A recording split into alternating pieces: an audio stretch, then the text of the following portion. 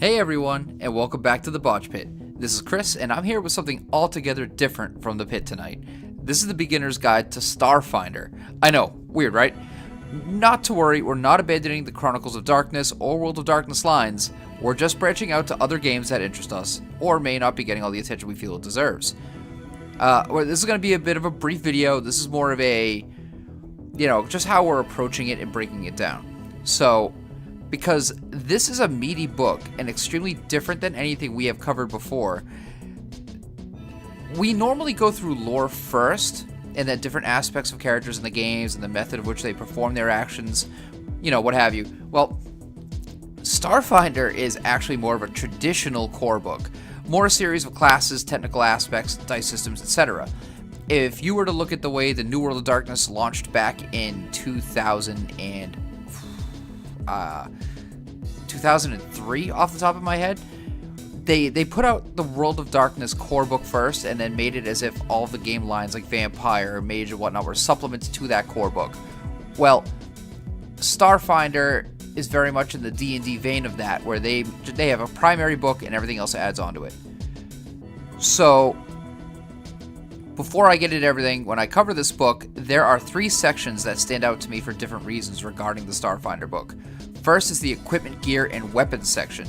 It's way too small, and they sought to remedy that situation by quickly putting out an armory supplement, which I'll be covering eventually as well.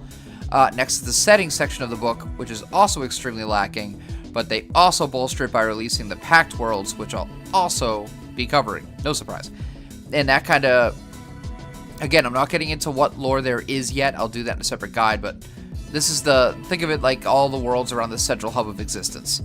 Now, while anyone who knows me knows that it bothers me that this book was so short on lore and background, they make up for it by adding something in that very few games have going for it, especially from an established, solid, reputable game company, and that's a friggin' Starship system.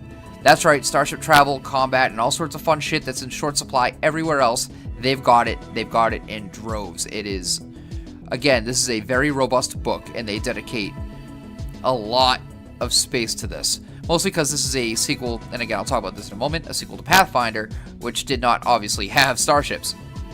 Now, before this, the only games I played that have starships in it was the old West End Games Star Wars line, which is actually the first game I really got into insofar as I started buying books for myself, and that was back when I was like 9 or 10.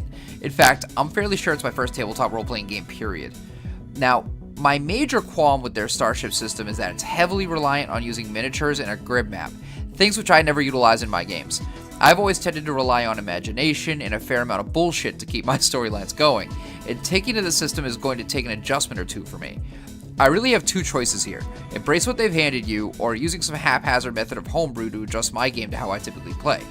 Don't worry though, when the time comes for the guide to how to play the Starship system, I'll go over it using the stock system Paizo has provided us. Now, the StarFinder core book is a beefy 521 pages, not including blank sheets in the back for character sheets. And I'll admit I find it annoying there's no sheets explicitly for your starships, but maybe it's in another book, and I'm waiting to read through. There's a good amount now, and even though this game is about a year and a half old, I have not even scraped the surface of it. So this is all as new to me as it is to anyone listening to this. In fact, it's probably more new to me than anyone listening to this. So I guess I'll bitch about that bridge when I cross it. Now, 13 chapters are enclosed within the pages, listed as so and in this order. An overview, character creation, races, classes, skills, feats, equipment, tactical rules, starships, magic and spells, game mastering, setting, and the Pathfinder legacy.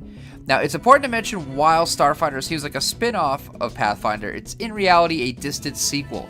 Now, once more, I'll save this for the lore section another time, but it's basically this. Some mass events go down, and the core world of Pathfinder that Pathfinder takes place on goes missing, and suddenly everyone in existence loses their memories of history, only remembering back a few centuries.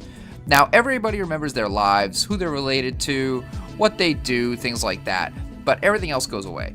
3 gods merge and become one new techno-god, they invented hyper-travel called Drift, and boom, new game setting.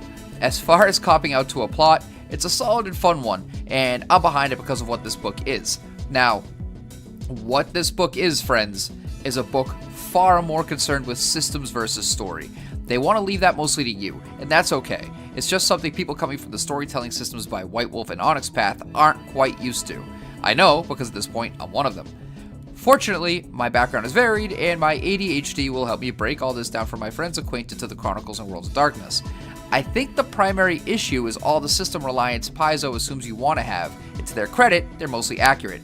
See, the initial Pathfinder system, which is what the StarFinder system is based on, was based on the much maligned Dungeons & Dragons 3.5, which from what I hear was damn near downright offensive to the fans. Paizo saw the flaws in it, and instead of simply continuing to, support Wizards of the Coast with little supplements that they had been doing with modules, they decided to modify the systems, clean them up, and issue them with the new setting, and Pathfinder was born. And again, to Wizards' credit, or maybe it's TSR, I don't know when this was established, they never copyrighted the D20 system as only their own, so it's a free use thing, so Pathfinder was more than welcome to it. Now, at the time, nobody who played D&D had seen anything like it. A cleaner version of a perverted system they used to love, new systems, classes, races, and feats to support it, new story. It was like looking at D&D through fresh, astute eyes. Capitalizing on that success, here we find ourselves with the sequel to the initial Pathfinder, with Pathfinder 2e dropping this summer, and the Botch Pit boys casting themselves into unknown waters. When I say boys, I mean that as a gender-neutral term. Obviously, we love Jill. To that end, thank you for listening. This is just a taste of what to expect from our StarFinder videos. We'll be putting out the guides to StarFinder at a regular pace, though don't expect them as rapid fire as our Chronicles guides, as that is our focus for the foreseeable future. We just want to expand a bit and try something different so we don't get locked into 1 or 2 games, as eventually when you do that, you start to run out of topics and give in a monotony, and we love the games too much to let that happen. So, needless to say, we'll be covering Pathfinder 2e as well when it drops, so don't worry about that. Thanks again for so much attention given to us. We're almost at 500 subscribers. That's insane. Thank you for listening. Don't forget to subscribe, like, and share with your troop, your groups, whoever you play with, anyone who might find it useful.